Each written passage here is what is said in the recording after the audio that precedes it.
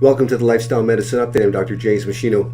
A remarkable study published in Translational Medicine on June 26, 2024 showed that many patients with multiple sclerosis, various psychiatric conditions, and lupus who showed progressive neurological decline and degeneration had normal blood levels of vitamin B12 but very low brain levels of vitamin B12. So when these patients were provided with immunosuppressant drugs and high-dose vitamin B12 therapy, their brain levels of vitamin B12 increased, and remarkably their neurological symptoms greatly improved. So why can someone have normal blood levels of B12 but their brain levels are low? Well, the answer we've discovered very recently is that some people produce antibodies that destroy the receptor that allows vitamin B12 to enter the brain. The receptor is known as the CD320 receptor.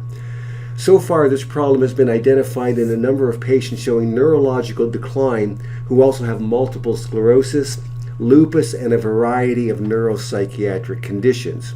The good news is that once the brain level of B12 is restored, there is significant reversal of the neurological problems and improved psychiatric outcomes for patients with various mental health problems.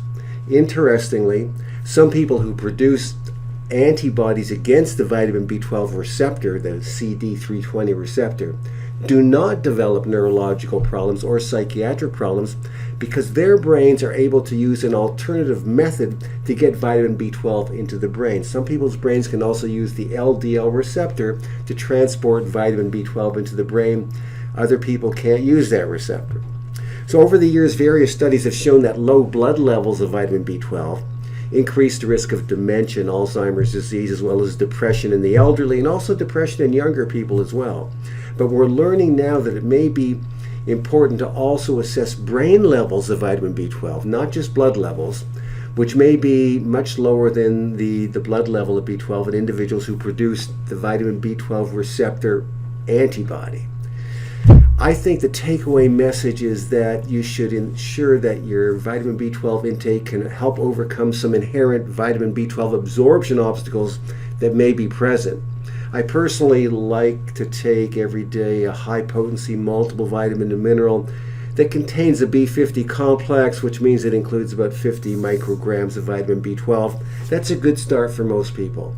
Now, if neuropsychiatric problems or neurological decline problems begin to surface, I would suggest having your doctor check your blood for the CD320 autoantibody and/or assess the vitamin B12 levels of your cerebral spinal fluid to see how much B12 is actually circulating in your brain. This appears to be one more way to fight mental health problems and neurological decline tied to some very serious neurological disorders. So I've included the references for this information in the text below. Thanks for watching, and I'll see you next time.